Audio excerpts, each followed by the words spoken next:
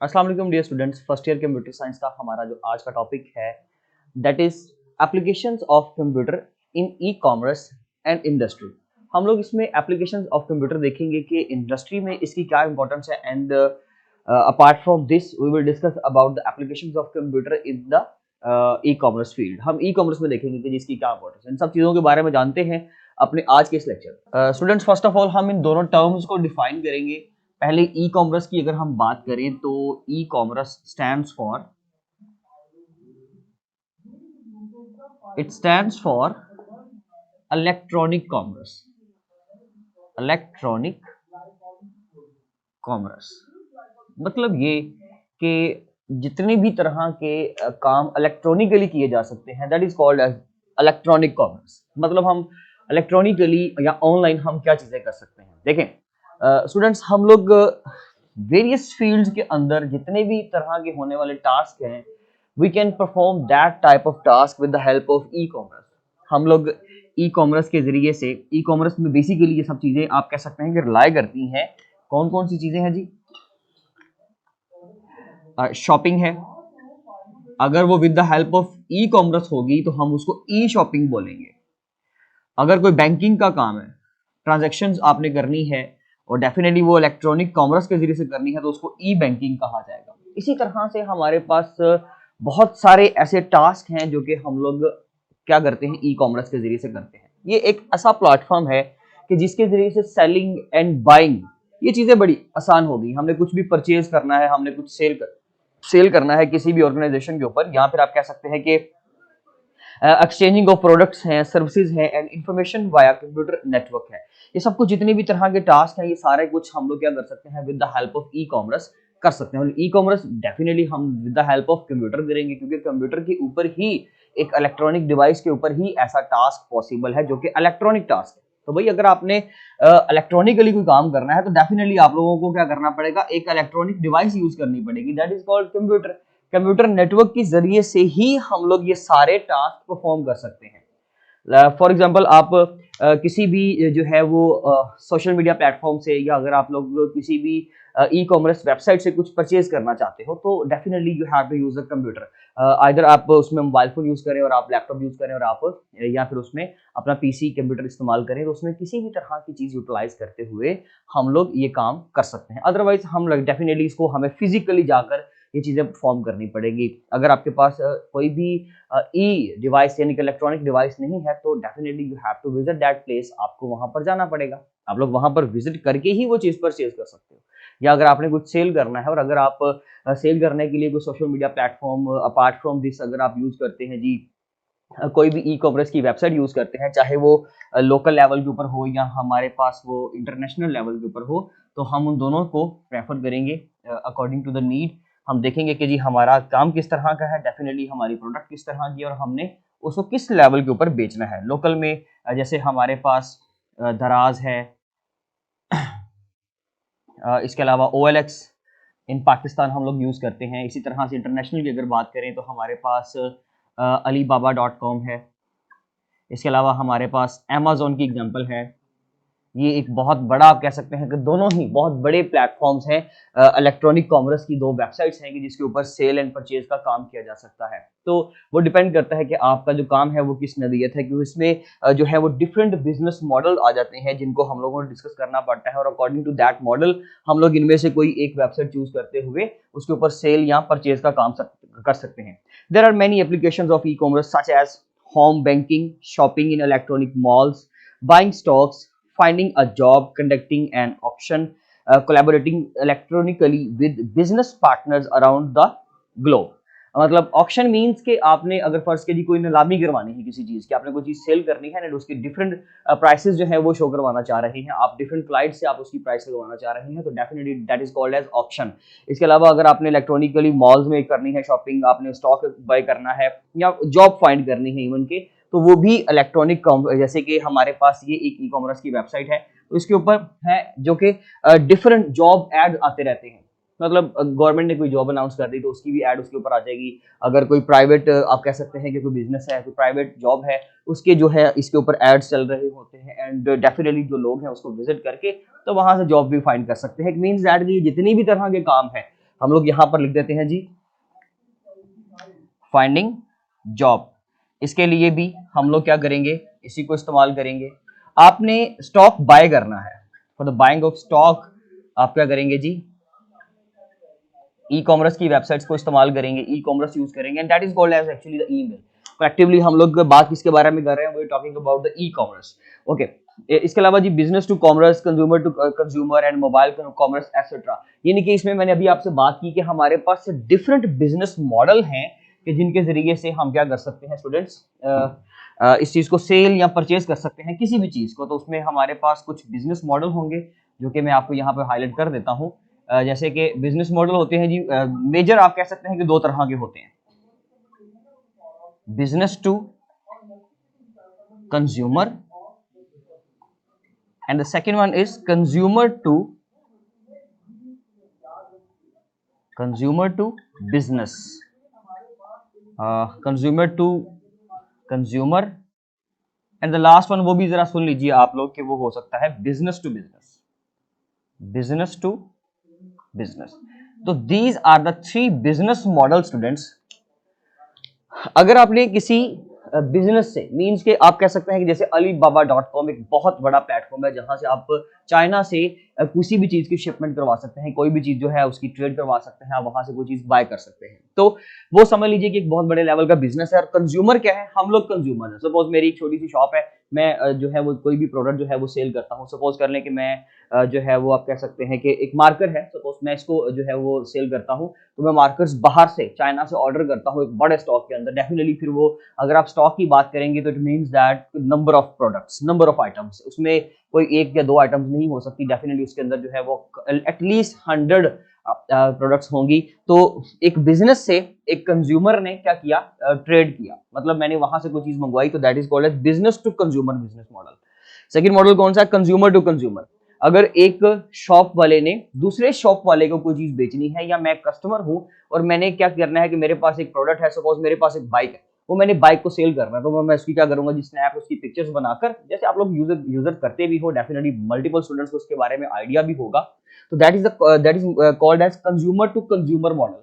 इस मॉडल के अंदर एक कंज्यूमर ही दूसरे कंज्यूमर को कोई चीज बेचता या वहां से खरीदता है। इसमें एक क्लाइंट, एक कस्टमर जो है वो दूसरे कस्टमर को कोई चीज बेच रहा होता है, एक विजिटर दूसरे विजिटर को, या एक व्यूअर दूसरे व्यूअर को कोई चीज बेच या खरीद रहा होता है।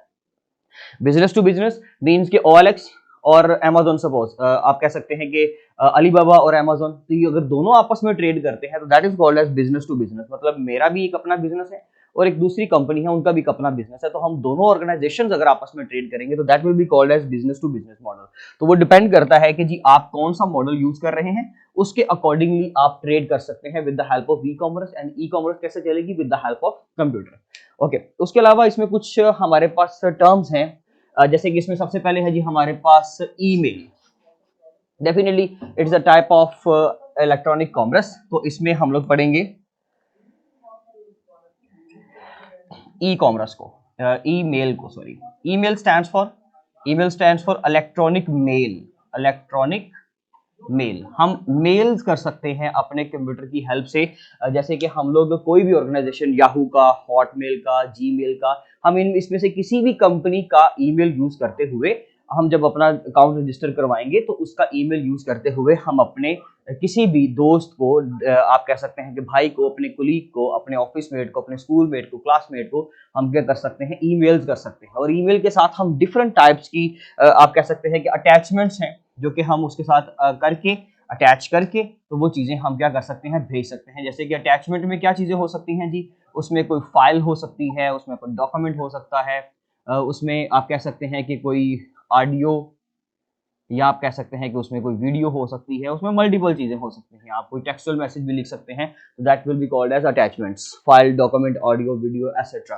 तो ईमेल के जरिए से हम ये साथ में अटैचमेंट भी भेज सकते हैं। एंड अपार्ट फ्रॉम दिस, अगर हम इसके साथ ही बात करें तो हम इसमें जो है वो वॉइस मेल का भी ऑप्शन यूज कर सकते हैं, जिसमें हम लोग वॉइस को, रिकॉर्डिंग्स को अलग से भी सेंड कर सकते हैं। ओके, तो ये बेसिकली क्या है जी, हमारे पास ई कॉमर्स की ही एक ब्रांच है जो कि हम इस्तेमाल कर सकते हैं with the help of computer. Apart from this हमारे पास एक सेकंड थिंग है जी, video conferencing. That is the most important key point, video conferencing, that is also called as tele conferencing. Video conferencing क्या है कि जब किसी भी जगह पर आपने फर्ज किया फिजिकली आप लोग वहां पर पहुंच नहीं सकते, एक और एजेंडा है, एक मीटिंग है जो कि किसी भी जगह पर होनी है, तो अगर फर्ज किया वहां के जो मेंबर्स हैं वो किसी भी वजह से, मौसम की वजह से, या आप कह सकते हैं कि जी ट्रांसपोर्ट की वजह से, वो कोई भी रीजन हो सकती है, उसकी वजह से अगर वो वहां पर फिजिकली अपीयर नहीं हो सकते, तो at that time they can use the option of video conferencing. वो वीडियो कॉन्फ्रेंस कर सकते हैं। और वीडियो कॉन्फ्रेंस में क्या होता है कि जी कैमराज इंस्टॉल किए होते हैं, डिफरेंट केबलिंग और नेटवर्किंग यूज करते हुए हम ये सारा एक नेटवर्क बनाते हैं। एट दैट टाइम हम उस प्लेटफॉर्म के जरिए से दोनों पार्टीज, या अगर उसमें मल्टीपल मेंबर्स हैं तो एट डिफरेंट प्लेसेस, वो डिफरेंट जगहों के ऊपर बैठ कर क्या कर सकते हैं, आपस में दे कैन कम्युनिकेट। वो आपस में डाटा को शेयर कर सकते हैं, वो अपने डिवाइस से स्क्रीन शेयर करके अपना डाटा, अपनी प्रेजेंटेशन दूसरों के साथ शेयर कर सकते हैं, दूसरों की प्रेजेंटेशन को देख सकते हैं। यानी कि वो सारे आपस में, क्योंकि वो एक सिंगल प्लेटफॉर्म पे है, they are forming like just a single network, तो वो आपस में सब कम्युनिकेट कर सकते हैं, डाटा को एक्सचेंज कर सकते हैं। इसके अलावा चीज़ों को सेंड किया जा सकता है, रिसीव किया जा सकता है with the help of video conferencing. तो ये बेसिकली क्या कहलाता है जी, आपका वीडियो कॉन्फ्रेंसिंग, जिसके अंदर आप कह सकते हैं कि बहुत सारे एडवांटेजेस हैं video conferencing. Actual cost saving meeting in different places के ऊपर अगर आप मौजूद हैं, तो बजाय कि एक जगह पर आपको पहुंचना पड़े, एक दोस्त सपोज कराची में बैठा हुआ है, एक दूसरा पार्टनर जो है वो इस्लामाबाद में बैठा हुआ है, एक लाहौर में बैठा है, एक फैसलाबाद है, उन सबको किसी एक जगह पर होने की बजाय अगर वो सब अपनी अपनी प्लेस पे, अपने ऑफिस में, अपने घर में, इवन के बैठ में, अपने बेडरूम में बैठ के अगर वो उस मीटिंग को अटेंड करना चाहते हैं, और just like a real time, मतलब ऐसे ही कि जैसे रियल टाइम में वो सारे एक दूसरे के साथ बैठे हैं, तो इस काम के लिए भी कंप्यूटर को ही इस्तेमाल किया जाता है। स्टूडेंट्स, इसके अलावा है जी हमारे पास इलेक्ट्रॉनिक बैंकिंग।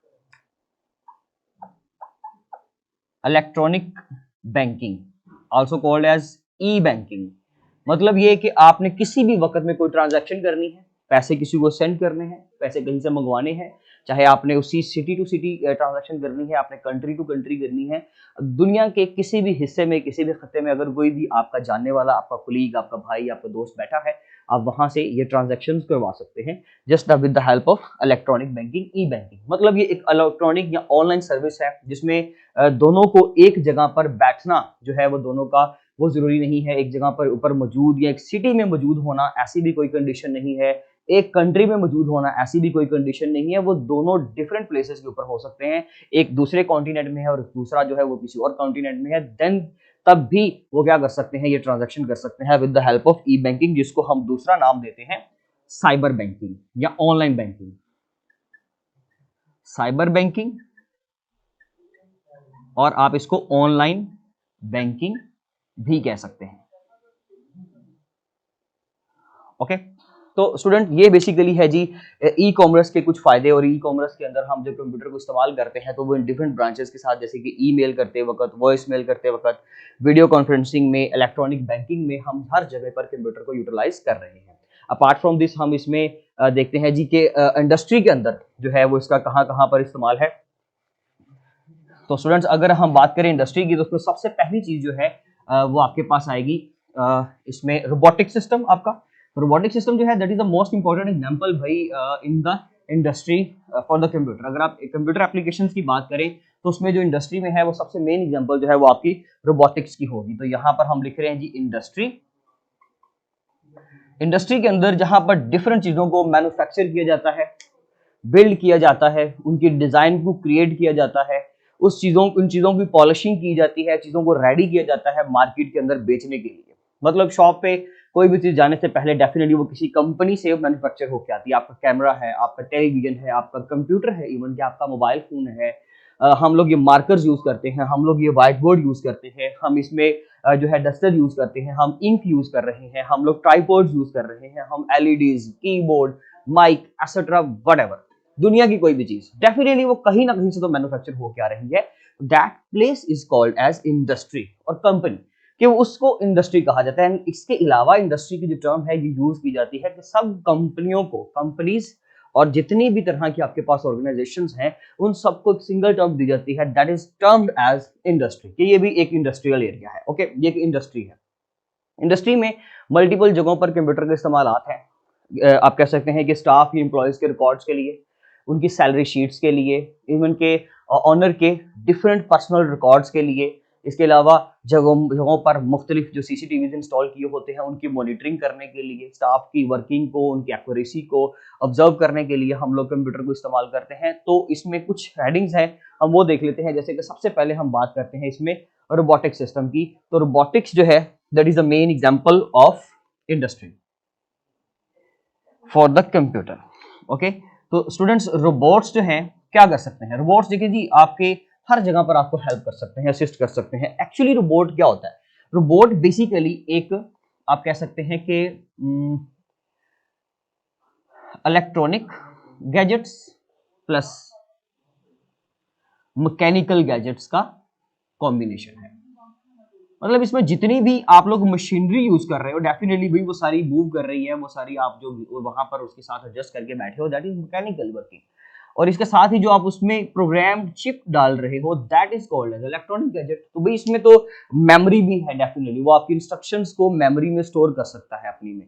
आप उसको जो भी प्रोग्राम दोगे, डेफिनेटली रोबोट को क्या दिया जाता है? रोबोट को प्रोग्राम दिया जाता है। रोबोट तो एक सिंपल एक मशीन है, वो आपकी बात को कैसे समझ सकता है? वो तो आपकी बात को कभी अंडरस्टैंड कर ही नहीं सकता, मशीन तो कभी समझ ही नहीं सकती। कैमरा की मशीन है, मैं उसको कहूंगा कि जी अभी आप लेफ्ट मूव करो, नहीं किया, राइट मूव करो, वो नहीं करता, सिट डाउन, स्टैंड अप, कुछ भी नहीं, जस्ट स्टैंड स्टिल। इसके अलावा उसका कोई भी काम नहीं है। उसको जो इंस्ट्रक्शंस दी गई हैं वो उसी के मुताबिक काम करेगा। अगर मैं कहूं कि आप प्लीज जो है वो मुझे प्यास लग रही है, मुझे पानी पीना, तो आप पॉज कर लो ऑटोमेटिकली, तो वो नहीं करेगा। क्यों? क्योंकि मैंने उसको इंस्ट्रक्शंस नहीं दी।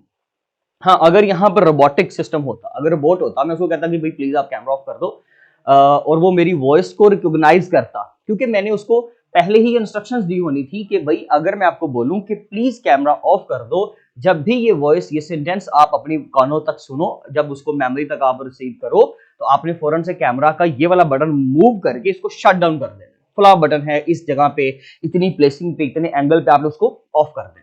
हमने उसको टोटली क्या किया होता है स्टूडेंट्स? प्रोग्राम किया होता है with the help of different technologies. हम उसको कंप्यूटिंग के जरिए से, या आप कह सकते हैं कि कंप्यूटर प्रोग्रामिंग के जरिए से हम उसको प्रोग्राम करते हैं। जैसे कि आप प्री क्लासेस में, या आप जो है वो इस क्लास में भी, और फर्दर आप जब अगर नेक्स्ट क्लास सेकंड ईयर में जाएंगे तब भी आप थोड़ा बहुत प्रोग्रामिंग का पोर्शन भी साथ साथ उसको डिस्कस करते रहेंगे।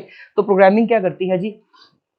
प्रोग्रामिंग के जरिए से कोई भी प्रोग्रामिंग लैंग्वेज यूज करते हुए हम क्या करेंगे? एक प्रोग्राम दे देंगे, उसको इंस्ट्रक्शंस दे देंगे, and with the help of that instruction वो रोबोट उसी तरह से वर्किंग करेगा। जैसे कि डिफरेंट वर्किंग जो है वो मैं आपको स्क्रीन के ऊपर शो भी करवा देता हूँ। तो ये आप देख रहे हैं जी स्क्रीन के ऊपर हमारे पास एक अपर साइड में जो पिक्चर है उसके अंदर मुख्तलिफ रोबोट्स जो है वो कंप्यूटर को इस्तेमाल कर रहे हैं।